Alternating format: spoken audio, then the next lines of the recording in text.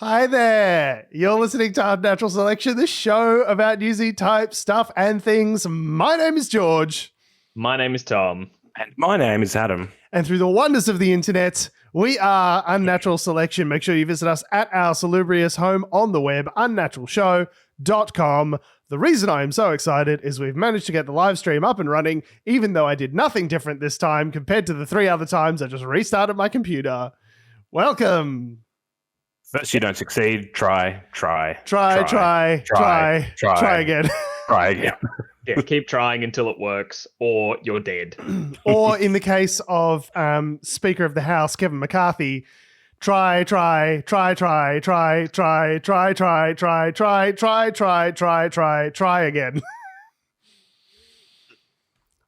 It's a joke from the other week, if anyone's been listening to our back catalogue. Still a good joke. Still good.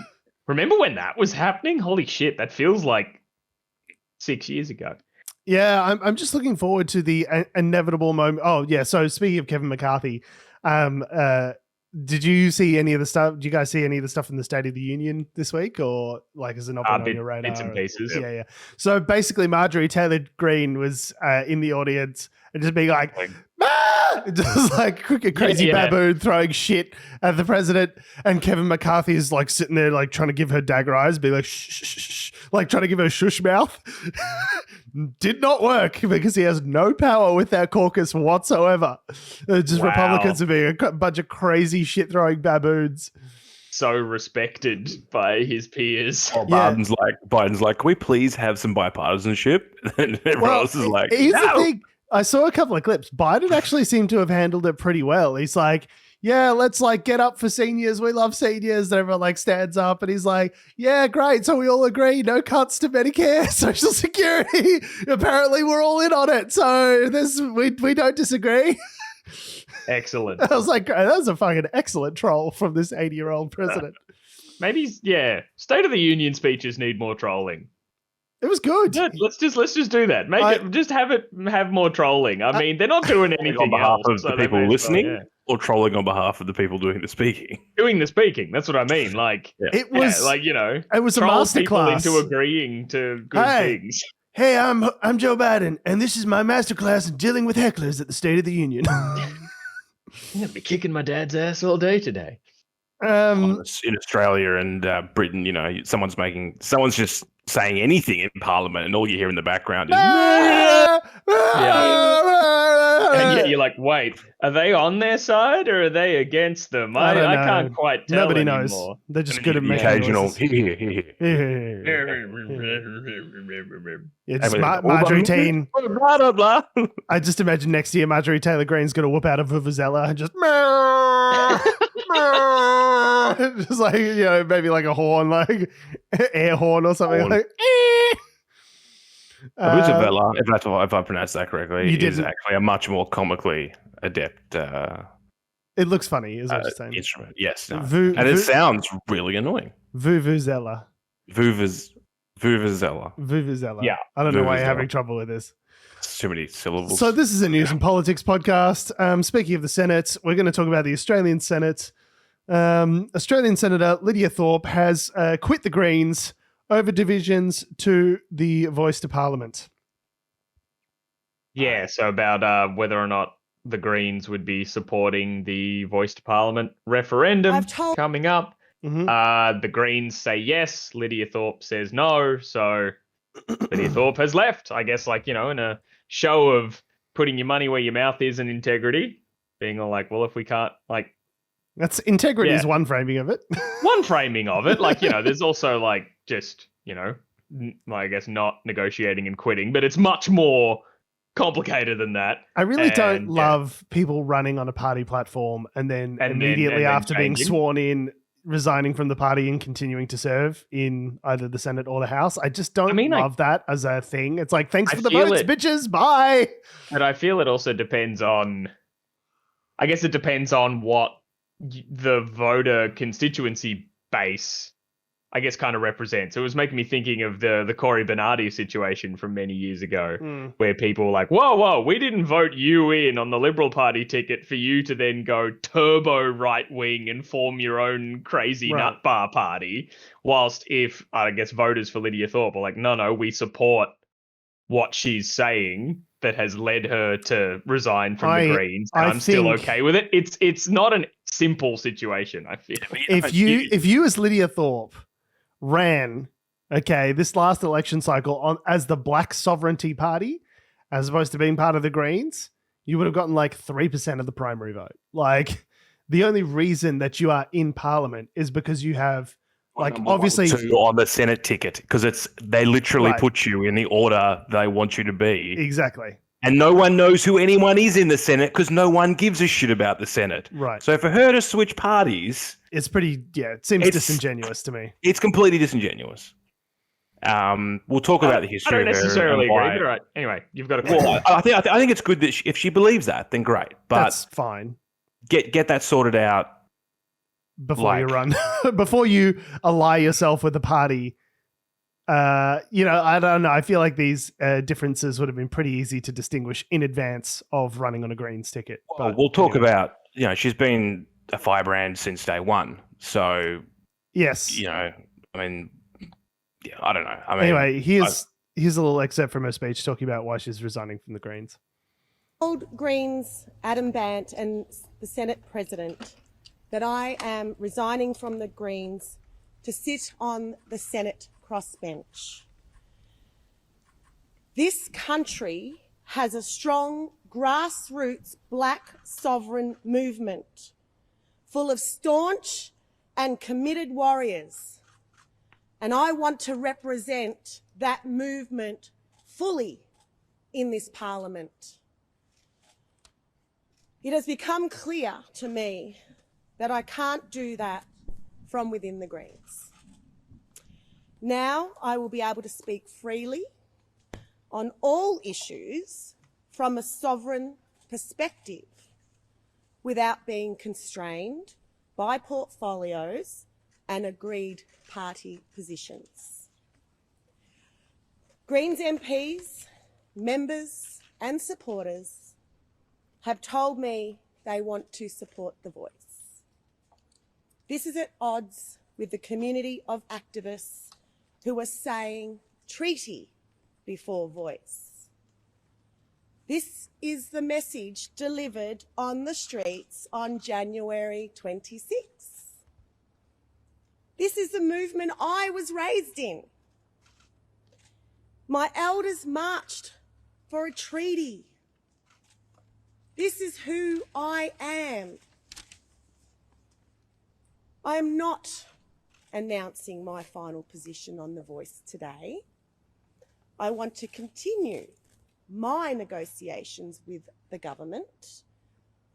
First Nations sovereignty is crucial, but so is saving lives today.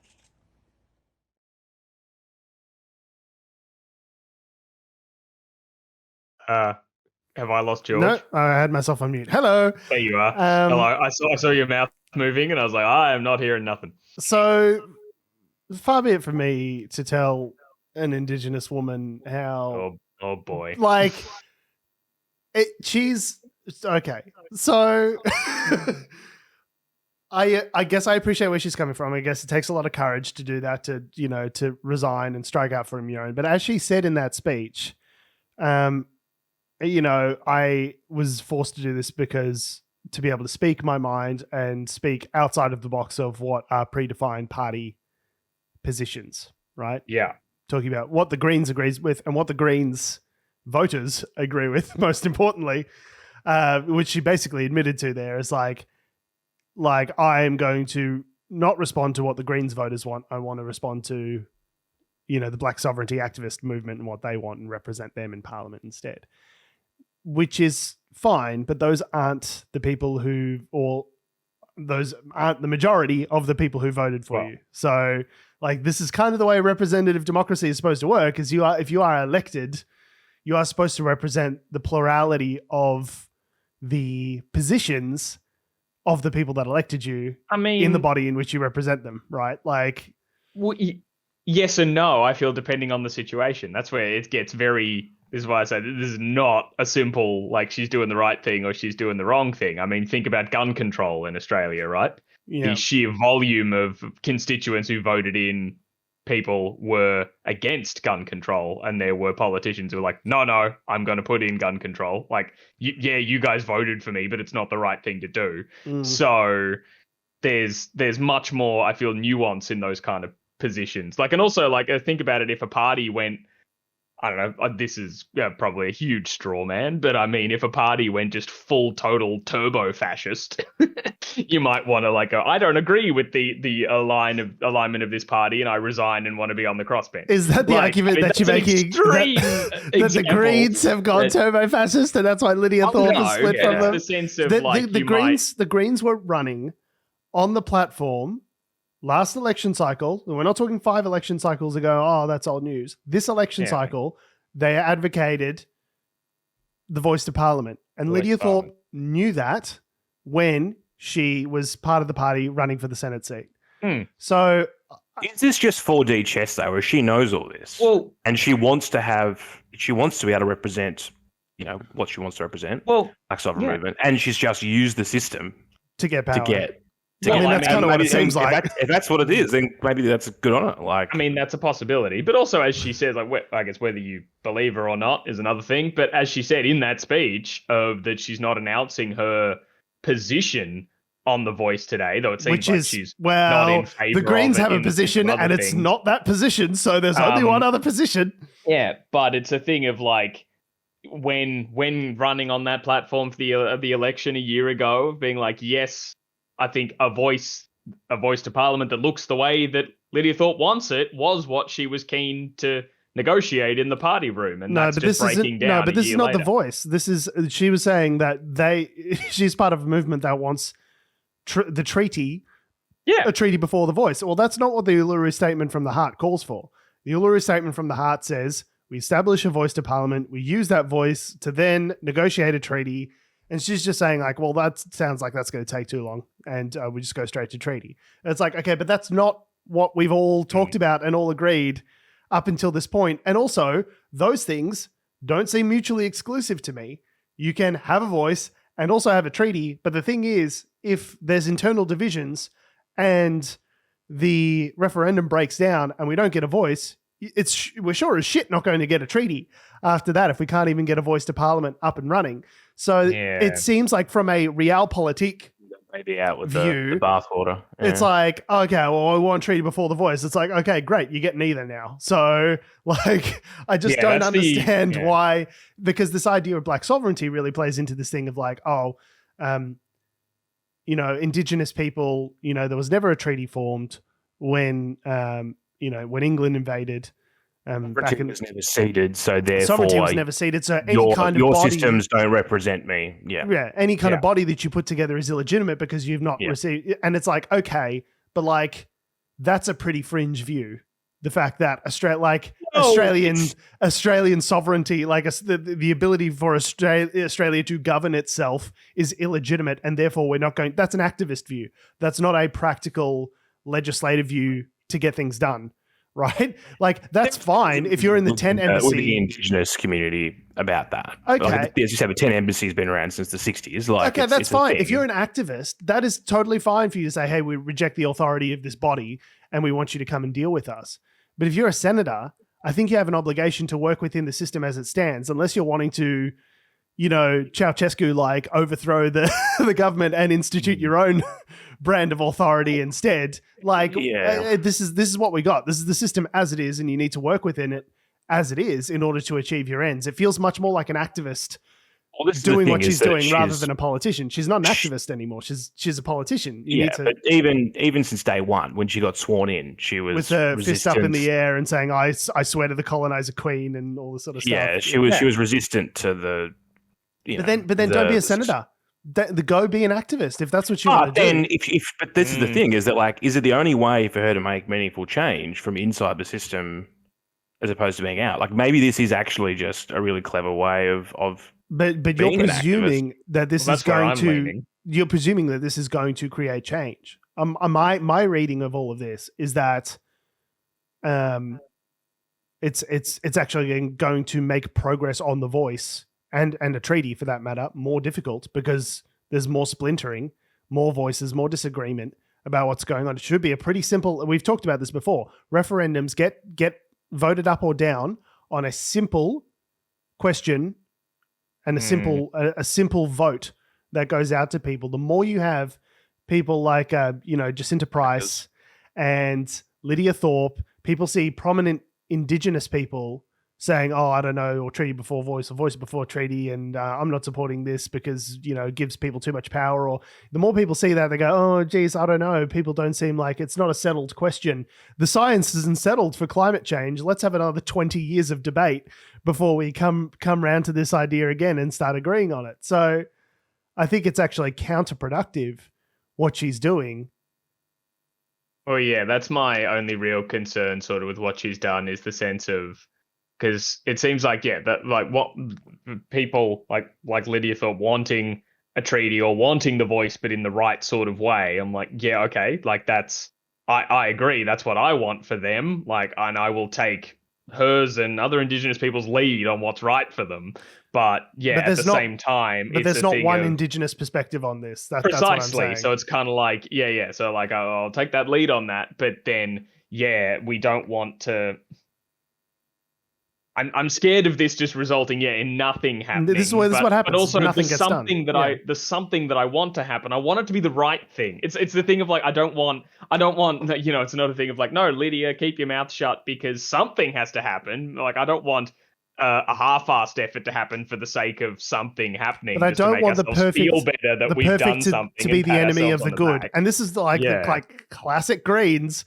It's just like, oh, it doesn't go far enough, so now we get nothing. It's like, well. No, like maybe we could settle on something that is imperfect because we haven't even. She said, "Oh, I'm not decided on the voice yet." It's like, well, it sounds like you're pretty decided, but whatever. But it's like we haven't even gotten to the stage where we're talking about exactly the construction of the voice and how that would look and what it's going to be. That would happen. You would have an active role in that after it passes the referendum. When as a senator, you would take an active role in crafting that legislation and getting it through Parliament. Being a crossbench member in the upper house gives you a distinct advantage with the government to be able to craft this legislation and do it in a way that, meets your needs, right? But it needs to get up first and stop, by doing this, you're sort of kicking it while it's down. And commentators are saying, oh, the campaign for the voice hasn't even really started yet and things are getting spicy. And it's like, no, it started. Like, you guys don't know that it started, but it started. Yeah. It started now. So shouldn't it have started by now? I mean, I guess the thing that I was saying like last week or a couple of weeks ago was that like, it's still 6 months away or maybe less now. But, it's the longer this draws on, the more flack it can get. It can be, attached to it along the way, which oddly may, shoot down the plane, so to speak. The thing is as well is that, I mean, she's obviously got her position, but it is in contrast with, a couple of things that have been said already. So like the government and constitutional experts working alongside the Uluru Statement campaign have both given assurances sovereignty would not be impacted by the voice, but Senator Thorpe is among those seeking more than just verbal guarantee. So a lot of this stuff, and it's the same thing with Peter Dutton, right? It's all just sort of, there's no detail. So everyone's going off, firing their rifles into the air and off in different directions, in sort of reactions to it. The other thing I found interesting was that Adam Bandt had actually offered, because she said, oh, I can't do this from within the Greens. Adam Bandt quite clearly said to her, and he said this at a press conference, look, if you want to have your own separate position on this, we're happy to keep you in the party and you can just say what you want. You can campaign within the party, that's fine, but you can just say what you want. You have your own position. We'll give you the Lidia Thorpe Maverick exemption and you can have your own perspective on this. And she's like, nah. No, fuck you. Sucked in, Adam. Also, remember their relationship's quite strained given she lost her deputy leader position over the whole dating the bikie. Because she was dating a bikie while she was sitting on the fucking bikie committee. Yes. I think rightfully so in that sense, but it's probably like, maybe her and Adam aren't as buddy anymore, after all that sort of stuff. The other thing as well is that Adam Bandt, like within the Greens, is seen, like if you look at past leader of the Greens, Bob Brown, who was like really he was the guy that was like, no, the carbon, what was the thing, no, the emissions trading scheme isn't going to go far enough, so we're not going to vote for it. It's like, but this is like your thing. Yeah. So Bob Brown was like, you could say he was like the OG environmental activist, right? Who ended up being in Parliament and founding the Greens. Adam Bant obviously is the member for Melbourne, has come on, but you'd probably class him as being sort of more centre. Then say someone like Bob Brown, I think. He's not, and I think this is the thing. Is that I wouldn't say he's more centre. I'd say he's more practical. Like, I'd still say the Greens is a leftist not party. As radical. They're not. Yeah, they're not. It's not a radical. This is, I guess, the sort of the argument that we were talking about before. The difference between an activist versus a politician. So Bob Brown was an activist. Still is an activist, by the way. Adam Grant is a politician. Like, he's a left politician. He's Adam Bant. What did I say? Adam Grant. Adam Grant, the business writer. Adam Bant is very much a politician. He's a leftist politician, but he wants to. My impression of Adam Bant, at least, is that he wants to work within the system to get things done. Right. Yeah. So it's about not making the perfect the enemy of the good. Like, not an emissions trading scheme. For the last 10 years, even if it was imperfect, would have been better than nothing, which is what we've had thus far. Like, sometimes politics it's the art of the possible, right? That's the quote. But it's also the art of incrementalism in some degrees, doing something now that is better than what was before, even if it's not as good as we would like it to be. And that's kind of the nature of representative democracy, is that you got to sort of take people along with you for the ride. At the heart of it is the idea of persuasion, that if you speak intelligently to a group of people and represent your interests and their interest and kind of try to come to some sort of compromise, you can figure out a way forward together. Here's the question, though. That's democracy. because you've got the Nationals now doing one thing. You've got Lidia Thorpe, campaigning for harder sort of clarity on, what all this is. You've got Liberals going, no. I guess the question is, does all this sort of splintering of the political sphere, does this actually achieve what some of these people want, in that it does force the government to land on a position and clarify that position with more detail than they otherwise would have, one, earlier on, but secondly, as well. It might achieve that end, but it might not then achieve the end of getting the voice to Parliament passed at a referendum.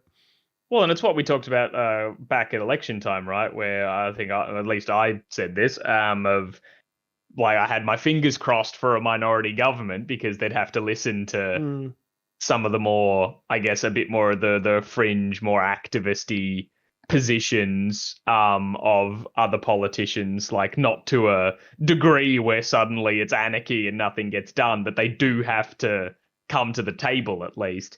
So, yeah, and I wouldn't describe the Teals as fringe, though. The Teals are stronger on climate change, but also have, various property portfolios. Like, they're still pretty standard, sweet property portfolio.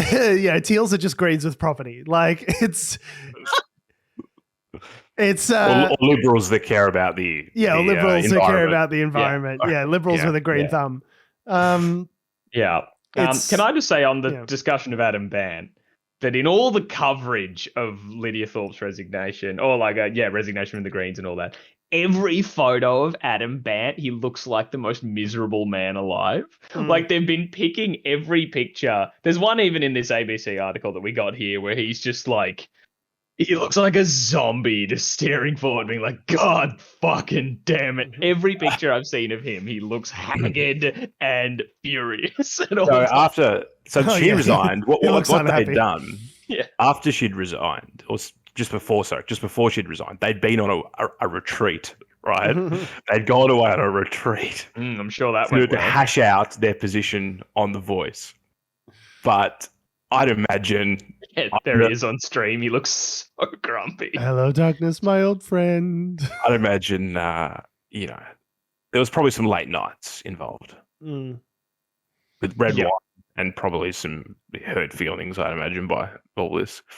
I don't know. I was listening to this this woman is an Indigenous constitutional law professor at Melbourne Uni. And the ABC interviewer asked her, like, so if you had to sort of like summarize Lidia Thorpe's position on like how this all works, like what would you say? And she said something to the effect of like, honestly, I have no fucking clue what she's talking about. Like, I couldn't even summarize. I can't. There's no charitable sort of interpretation of her position that I could give on a legal basis. And I was like, oh, oof. Damn. It depends. I mean, some people do grow into the roles they are in Parliament. Like, she's been sworn in now for about a year. Jackie Lambie, even like Ricky Muir, you know, from the Motoring Enthusiasts Party many years ago, he sort of, by the end of it, was pretty good. Yeah, was voting sort of, you know, in a reasonably intelligent manner. Yeah. What's his face? Pocock. Pocock. Yeah. So you can grow into the role. So maybe it might be that, you know, she's got a lot of activist positions, but is still trying to work out sort of how they intertwine with the reality of being governing. A senator, of governing. The question will be, you know, will she work that out? Or will she just keep doing what she's doing and, you know, and create great news articles for us over the next... I just feel like it's really hard to navigate a system and improve a system if you want to burn it down. Yeah. You know what I mean? Like, I just kind of feel you like you got to Frank Underwood it. You can't... exactly, yeah. And like, whilst Frank Underwood from House of Cards, obviously the character is a complete piece of shit. I was going to say, are we trying to aspirationally be Frank Underwood here? But it's about it's about governing. Like Lyndon Baines Johnson was famous for this as well. A lot of LBJ is represented in the Frank Underwood character. He's an amalgam of a couple of different presidents.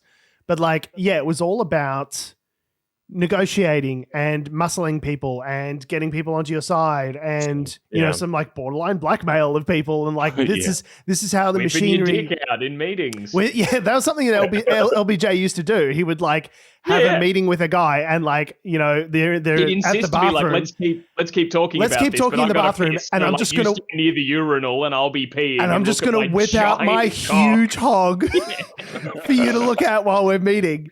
Apparently there was like tapes. BJ. There are tapes from LBJ where he's like talking to his tailor about how his huge hog doesn't fit in his pants. Like, oh my god, it's so funny. Anyway, the point is like that is as ugly as that sort of seedy underbelly, sort of smoke-filled rooms, all that sort of stuff is. That is kind of how the machinery of government gets done. Like, that is how you do things, is you negotiate, you work with people, you have friends, you sort of back channel with people. You know, like, you can't, as an activist, come here and say, the whole goddamn system's corrupt and then expect to change it. We broke Tom. We broke Tom. You're right? Sorry, no, I just... like a silly little joke popped into my head that I thought was really funny, but it's probably not funny. So I thought I'd mute myself to let myself laugh and not interrupt your point. That's cute. I like that. You said that like government happens in like these back smoke-filled rooms, or I was more thinking like all the steam off the urinal rooms, as it were, while LBJ's having a whiz. Either way, no, it was worth it. That was good. I'm glad you brought that up. That was worth it? Okay, cool. Awesome. Great. And then obviously, you know, when you go into Parliament or you go into the Senate and you vote, that's really just a formalisation of what's already been agreed to. Exactly. Yeah. At the back, right? But I guess also just to devil's avocado this a little bit, you've got a soft spot for Lidia, don't you? Well, no, I think just what she's doing, like from my perspective as a white man, her doing this has sort of like brought me to a lot of information, or just of viewpoints and understanding of maybe like some of the, like, you know, coming into this always being like, yeah, a voice to Parliament, 100%. That sounds like the best thing for, that sounds great. Let's do that. Indigenous people should be more represented, or like, you know, change the date sort of stuff for January 26th, for example. I can't remember who it was, but someone was pointing out that like at the actual rallies that happen on January 26th, Indigenous people are never really calling for the date to be changed. It's other stuff. So I was like, oh, okay. And someone pointing that out has led me to sort of realize more of the nuances of the issue. So I in the sense of like, I think what Lidia Thorpe's doing in her position has also had a similar effect on me in the sense of like, okay, well, just having like the voice done in the wrong way could potentially just not get us anywhere, and then we're still decades down the road, not any closer to any sort of reconciliation or positive benefits for Indigenous Australians. Yeah. And sort of like but like, yeah, the voice done in the wrong way could do that, as well as like nothing happening at all can do that as well. So it's a thing of like, okay, I don't know. Surely having a group of... It has to be better than what we've been currently doing. Surely having no voice to Parliament is what we've been doing. Let's just try it. Let's just try it. See what happens. And influence policy. Yes. Has to be better. Over time. It's not going to be an instant fix. It's not going to be 5 minutes tomorrow. But like, surely over the 10, 20 years, this has got to like, but this is like the argument everyone's making. It's not going to do anything. It's no. Surely it must do something. No, that's not what I'm saying. I more mean like because I think it's I don't know. I hate to be the one who's always like, it's more complicated than that. But this is sort of where we're getting there. Of like, we say that having like this kind of stuff in the news, both from like Dutton and his details or Lidia resigning and all that sort of stuff, is muddying the waters and will confuse people as to whether or not, in principle, we should have something like The Voice, which is actually the referendum question. But it's at least definitely brought to me that, so fingers crossed, if like referendum's successful, that when they are having that public debate of what that's going to look like and what the legislative sort of thing is, it has definitely given me more things to think about as to whether or not like, that they're doing the right thing or not from a commentatory sort of perspective. So that's where I think, yes, as you say, it's more an activist position than a politician position. I still think it maybe has a net benefit in that sense. It's just whether or not it tanks the whole thing of the referendum even happening or being successful or whatever. So that's what I mean. Is that by the sheer fact that there is all this noise around it? Yeah, does that shift the government's position on how they present this whole thing? But and how they end up enacting it as well. But I would argue, even at its most watered down, sanitary, that's gonna do something over time. Like it's The Voice, particularly The Voice. I mean, the constitutional recognition is just a couple of lines in the Constitution that no one reads, but The Voice, surely, it's like any parliamentary committee, if you want to treat it like that. They do have recommendations. They have teeth. There's a system that's in place, and there will be news stories that come out of it. There will be. Changes to the occasional line here or there of certain things that surely would have to get enacted. So and so resigns from the panel over a disagreement, and then all of a sudden that's the story for a week is Indigenous issues. Whereas before that, you know what I mean? Like you wouldn't have that. No, you wouldn't have anything. Yeah. We get our gap report once every year that goes, guys, shit's pretty fucked, and we go, yeah, shit's pretty fucked, and then it's not in the news for another year, Like there has to be some sort of benefit to having, and this is what we were talking about before, that bringing people along with you for the ride, having a representative body that represents the views of Indigenous people and having that as an input to the process has to have some sort of positive benefit. And I think all of this, personally, I think all of this stuff about arguing a treaty before voice, voice before treaty, I think all of this is unhelpful, and it's going to result in the referendum not getting up. And guess what? You're not going to get a voice. You're not going to get a treaty. You're not going to get fucking any action on this for another 20 years. I think we've the window of opportunity for this is pretty small. And if we miss it here, we've missed it for a while. Yeah. I mean, I suppose, but I guess I also don't want to be treating them sort of as to behave or you get nothing. kind of thing to Indigenous people, and I'm very aware of the irony of 3 white dudes on a podcast trying to say what's best for Indigenous people, but it is for the record, I'm not saying what's best for Indigenous people. No, but they can tell me. They can tell me what's best for them. That's how it might come across. I want a system that represents and elevates Indigenous voices and has them as part of the legislation, has them as an input, not the only input, but as one of many inputs into the legislative process, particularly when it comes to issues that affect Indigenous people. And I think that's a good, sensible point of view. You know, I was unaware of all this black sovereignty stuff before, to be completely honest. So I sort of had like a fringe. if there's one benefit to all of this happening, it's maybe, I've sort of educated myself a little bit more on the ideas, but ultimately my position, I think, remains unchanged. I want a voice to Parliament, and I want it now before we lose momentum, before we lose the chance. And I think anything we do to get in the way of that is counterproductive.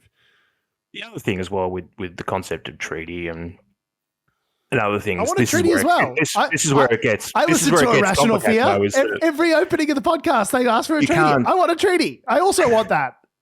Unlike, you know, New Zealand and the various Maori sort of, you know, groups that were there, there were how many Indigenous nations in Australia before white settlement? Like hundreds? A lot. There's a lot. A lot. So, it's you know, even a treaty isn't complicated. If you can't just say, we'll do a treaty instead. Like that in itself has a lot of stuff behind that may not necessarily be as simple as what we think it is. So, it's not simple. Not a chance. Every person I know who works in either, you know, my partner used to work in engagement, and it involved a bit of Indigenous engagement in certain like works, or I know people who work in like sort of state government-y positions, and it's complicated. It's complicated already. Navigating a nation from Melbourne will be different from one in far north Queensland. The Tasmanian, nation, like this is an interesting story that came out the other week. Was that, I mean, Michael Mansell, I think his name is. He's the head of an Indigenous body, particularly in Tasmania, very prominent in Tasmania, but I think he does stuff around the country. But there was a yacht from Sydney to Hobart that washed up. It got abandoned. They had to leave the yacht because it lost power and they got rescued and everything else. Anyway, the yacht drifted and landed on, I can't remember which island it was, but it was one of the islands to the north of the state. Yeah. And they were like, well, Michael Mansell was like, well, actually, on this island, we have there's our own, what we call salvage, practice, basically. So this yacht now belongs to the Aboriginal people of Tasmania. And we get salvage rights, which is not like the white law. So it's not the national law on that, but that is the particular framework, because apparently the history of that is that when Indigenous people started to inhabit that part of the state, partly through forced coercion, we won't get into all that, but nice way of putting it. Yeah. That was one of the things that they did on that as part of their community at that time. So, there are different, and then this is probably partly why, you see Lidia Thorpe have one position and you see Jacinta Price have potentially another position. You see various other Indigenous members of the community have different positions. It's because they're not necessarily all one. You can't lump them all in with the same. Indigenous people are not a monolith. No. Yeah, exactly. Yeah. And it's so tricky, isn't it? But yeah. Anyway. Shall we put the subject to rest and speak about much good news? Yeah. So everyone's favourite duffel bag of shit, Alan Tudge, has resigned from Parliament. Woo! Fuckety bye! Fuckety bye, shithead! Woohoo! You do your interview to a royal commission where you come across as the world's biggest tosspot and bisies. All it took was having an affair, okay, and then sleeping, not only having an affair on his wife, but also sleeping with a senior member of his staff during that, witnessing other people's, say Christian Porter's impropriety with other staff members, not saying anything about that. It was accused of kicking his mistress at one point. He was also accused of decried the sanctity of marriage being violated by the concept of same-sex marriage while having an affair on his marriage. Yep. Just, I think that's a get the fuck out of here offense. And then already. Overseeing the robo-debt scheme for several years during its peak illegality period. And but it wasn't his job to make sure it was legal. George. And look, justice was finally served a mere 5 years after that. And and by justice, that's we all mean it took. he quit. He quit. quit. Yeah, he didn't get arrested for perjuring himself on the stand, as he did, in my opinion, about a week ago when he said he didn't consider the legality of the robo-debt program till 2019, which is obviously false because he attended a law conference where a very prominent lawyer didn't attend it. He didn't attend it, but people that he was working with attended it. Yes, exactly. So it would have been brought to his attention that the program that he's running was considered to be pseudo-legal by a very prominent lawyer. That was in 2017. Also, I'm aware, again, this is my secret source that I can't talk about, there was a submission made to him in 2016 which spoke about the legality of the program. Yes.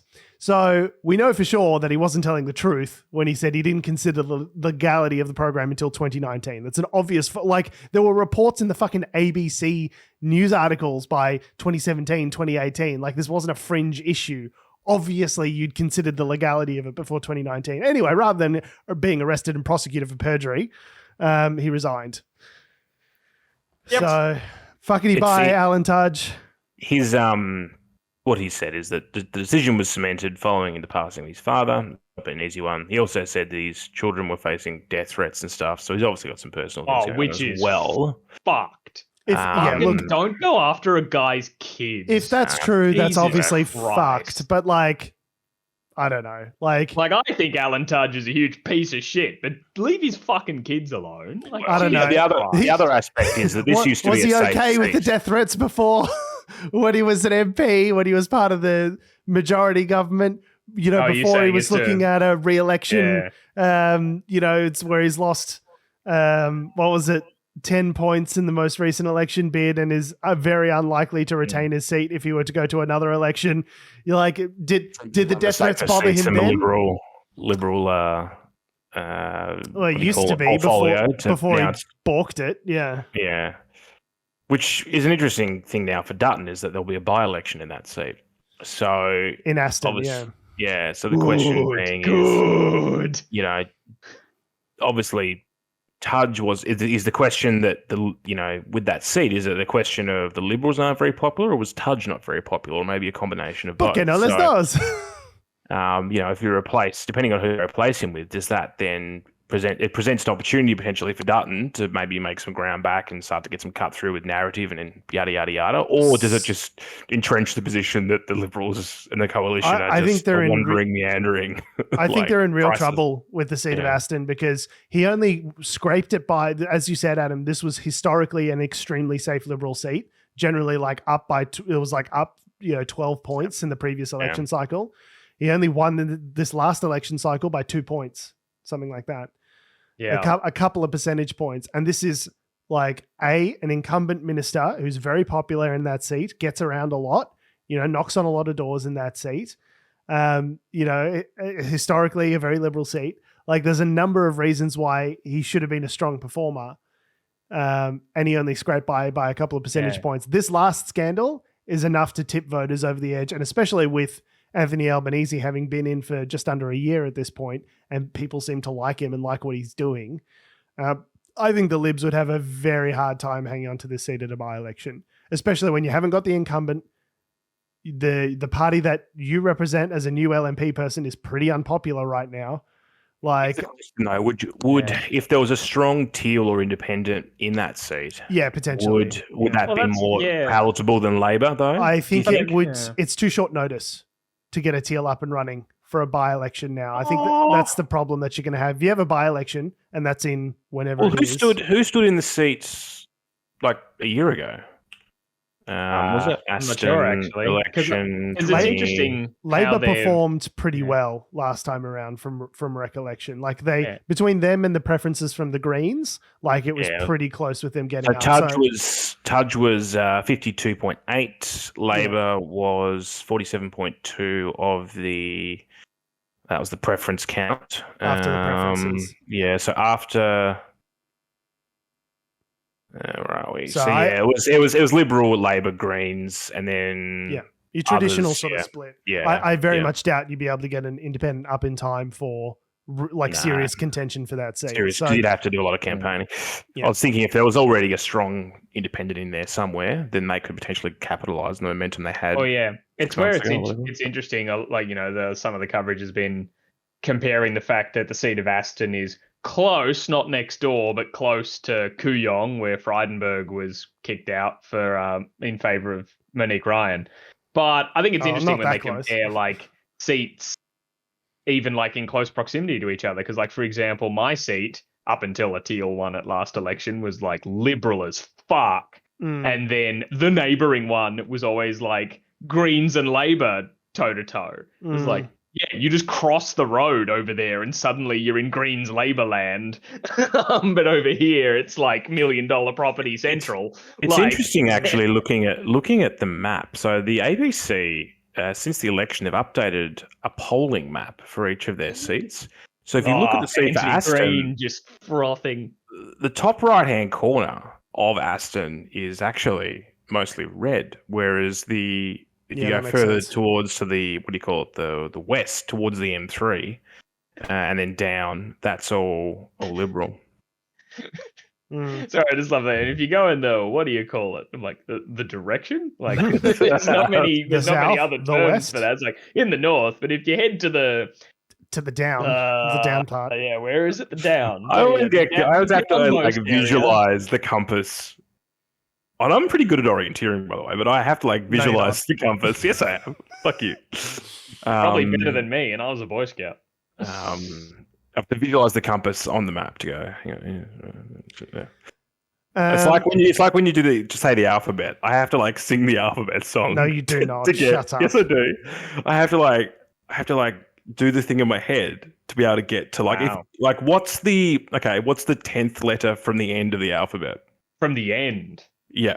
Oh, I don't know. So you've got to go from the start. You've got to think from the start. You've got to say it from the start. You can't. Okay, but when does that come up? How often does that? Anyway, shut up. Let's finish the show. Stop derailing us. So, Alan Tudge has quit politics, and goodbye, Alan. Ye shall not be missed. Frydenberg is ruled out contesting that seat. I saw that. No one was thinking that Frydenberg was going to contest the seat of Aston and try again, and the media was just like, but what about Frydenberg? It's like no one asked. That's not a thing. Yep. No one asked. Fuck off, Josh. Could this be news if we just ask this a question? It's like, well, no, it's not news because that's not a thing that's really happening. So, anyway, Josh Frydenberg also rules out a comeback. Thank Christ. The US, moving across the seas, the United States has shot down another object that was passing over its country. So last week we were talking about the balloon and the Chinese balloon. And characterize this new object as a balloon? It's another object. It's an unidentified aerial phenomena. No, it's not. They haven't said that. They've just said it's a UFO. It's an object. No, they haven't said it's a UFO. It's an alien. They're aliens. Pick me. I want to be abducted. It's an object. Pick me. It's an object. John Kirby. Flying, and have they identified it, Adam? He said, I'm not hearing a yes. He said, it does not appear to be maneuverable, but avoided characterizing it as a balloon or drone. It's an alien spaceship. Potentially. It's a Tic Tac. It was flying at around 40,000 feet, which is actually commercial airline level. So it is a bit of quite dangerous. The last one, for context, though, the last one was higher than that. The last one was 70,000 feet or something like that. Yeah. Damn. So, and this was over Alaska, this latest balloon. Object. Interestingly, so we've talked, I don't know if we talked about this last week, but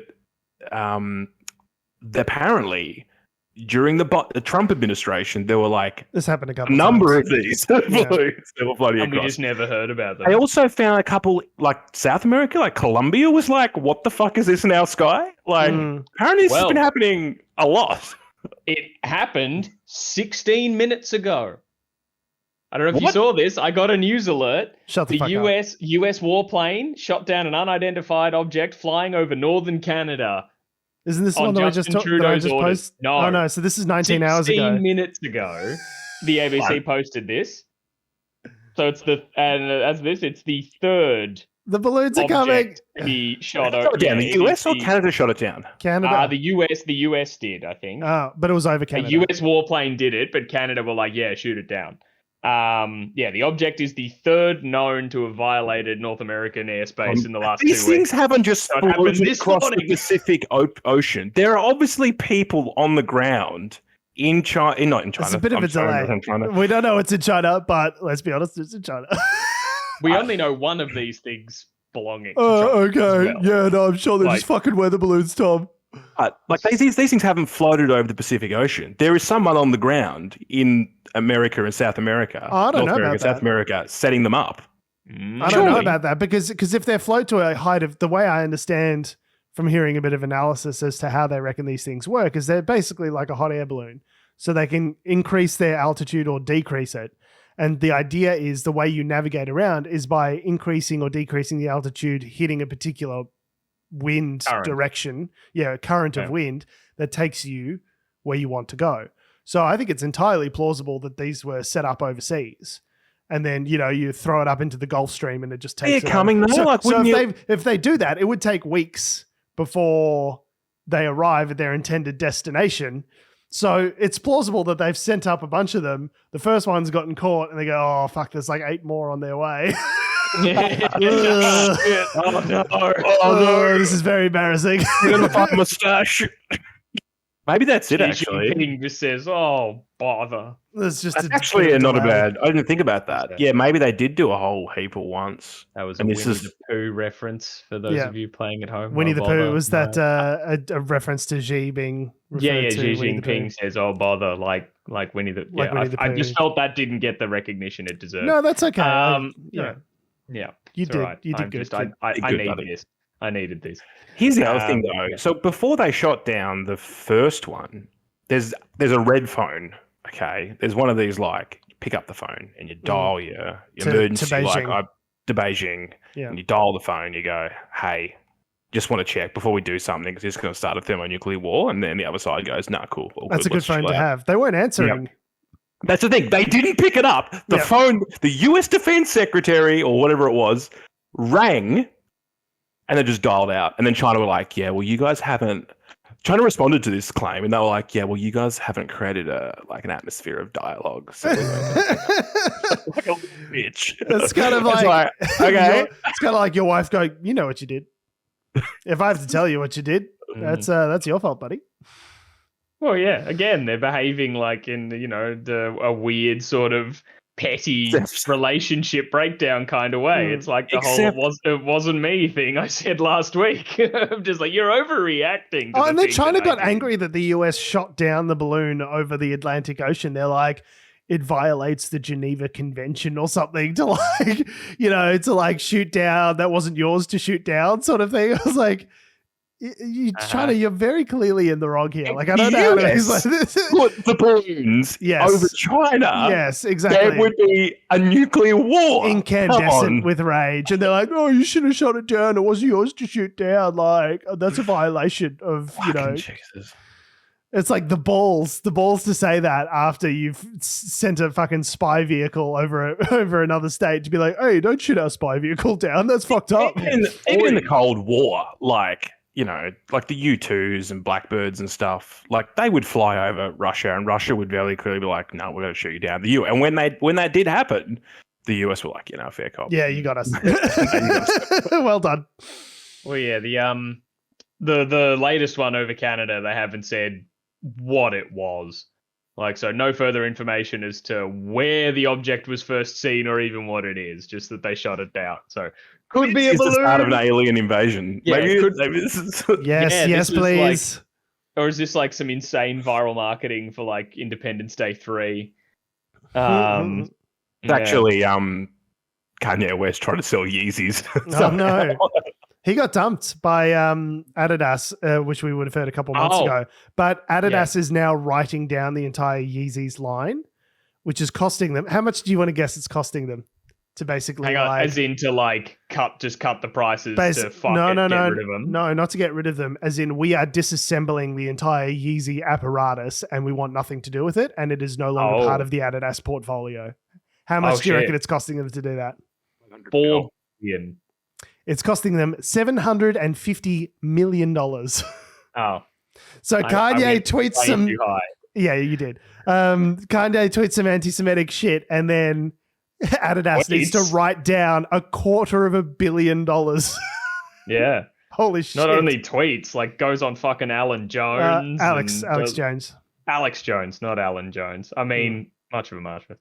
The thing is with these balloons, they're obviously a cost-effective alternative to spy planes or satellites, I guess. But like China's on a budget. China's on a budget, but they're also a spacefaring nation. Like, surely they could chuck a couple of satellites up. Well, I did hear some talk about this as well. So, yeah, they obviously do have satellites up in the air. The reason that they're using balloons is because it provides much higher resolution images. You can also use other kind of like thermal imaging and other sorts of things that you can't really do from space. Signal stuff, yeah. So it's basically just a much higher resolution picture of what's going on in the ground than you could plausibly get from satellites. Yeah. Because it's like, you think about it, if you've got a satellite that's 10 times further away versus, you know, the exact same kind of equipment that you would have up in satellites in space, the same kind of strength of cameras and that sort of stuff, but they're, you know, 1/10 of the distance away as opposed to 10 times further away, then obviously you're going to get much higher resolution, much more detailed images. But I think China's kind of telling on itself a little bit, because it's like, why you could get this information by me, like, I don't know, Google Earth. There's so many different, you know, like ways of getting this information in a sort of open source way rather than sending balloons to sort of like special locations, like banned from Google Earth and stuff. Yeah, or like military, all the shit that you want to know. Area 51 obviously is just a little grey splodge on the map, right? But like, I don't know, there's more open source ways of getting this information rather than sending a balloon into enemy territory. I just kind of think it's not very smart. It's weird that, like, you know, you go to the information sphere and this kind of stuff has gotten so much more open source, like easy to do. As an example, for the Ukraine war, there's this thing that's now become a thing. It's called mill bloggers, right? These are people that basically do their own research and present sort of intelligence updates. At least they're not talking about the vaccine anymore. So no, that's but good. Like what they do, some of them is they actually just buy the satellite imagery from, say, last week. Yeah, you can just buy it. You can buy it, and then you can do your own spy work. You can compare a satellite image from 3 months ago to one from 2 days ago. Well, this is what and go, have they moved that base? Has the division of troops moved, and where have they moved to? And people are actually, like, there's about several map sites now which actively track in relatively real time. Like, we're talking, you know, sort of every couple of hours, things get updated. The front line. And you can see where Bakhmut's getting encircled, and like, you know, different maps will have slightly different borders depending on whose sources they're using. But you can sort of generally get a good consensus if you look at them in the aggregate as to how things are going. So all of this stuff, it's crazy. All of this spy shit. Traditionally, like, CIA is sending, you know, U-2s up, guys in pressure suits. Like, this stuff is now relatively open source. So the thing that it this is the thing, is there's got to be something more to these balloons than just getting pictures. Like, I think it's got to be, this is my just hot take, it's got to be something to do with signals intelligence, which is like radio signal, phone, something to do with communication, I think. Because otherwise, that makes more sense. Yeah. There's something there that's got to be more interesting than just pictures of snow. Because as the case of Alaska. As you say, like, there's these organizations like Bellingcat which do open source investigations where they're basically just taking information that's openly available on the internet and coming to conclusions. And, you know, they've sort of, I think those guys were involved in the Alexei Navalny sort of exposure of Putin's, you know, multi-billion-dollar palace, and, you know, conducting investigations, right? You know, sort of providing intelligence, essentially synthesizing what would in previous generations be considered intelligence based on just open source stuff on the internet and human engineering and tricking people over, you know, talking to someone over the phone that they think is not them. And like, but it's all stuff that you don't need to be the CIA in order to be able to obtain. A lot of it's just out there on the internet. You just need to figure out a way to pay a $10 fee or subscription to sign up to the satellite service, and away you go and figure it out. Like, there are people, you know, that are like like to the depth to which I follow Ukraine pretty closely in the conflict there, but the depth to which some of these guys are able to go, and look, they're obviously guessing. There's lots of estimations and stuff. Sure. But like Russia's lost this many tanks. Yeah.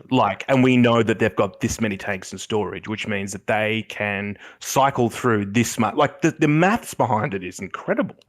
So I'd imagine it's war in the 21st century, right? Yeah, it's whatever China's doing is assuming all these things are balloons and they're not something else. But they're not UAPs. You don't have any United Australia parties being shot out of the air. Oh, don't tease me with a good time. Just a big fat Clive Palmer balloon. We thought it was a balloon. It was actually an overinflated ego of Clive Palmer that's made him airborne, floating over the contiguous United States. I'm just imagining like a giant Clive Palmer like in the Thanksgiving Day parade. It's just Macy's Day balloon. Like the Trump baby balloon that keeps getting blown up. Delightful. On that note, we have been, we are, and we always will be Unnatural Selection. Make sure you visit us at our salubrious home on the web, unnaturalshow.com. Make sure you follow us on all the bullshit social medias that have, do, or ever will exist at our handle, Unnatural Show. That's Facebook, Twitter, Instagram, YouTube, and motherfucking TikTok. Make sure you follow me on Twitter and Instagram at George Tsipos. You can follow me on Twitter at Tom D. Heath. You can follow me to the United States, or I'll start my new career as a balloon tracker. And okay, thanks for listening, guys. Love your faces, and we'll see you next week. I'll take it. I think that's a funny answer. It relates to what we were talking about. It was fine. It's a good day to be a balloon maker.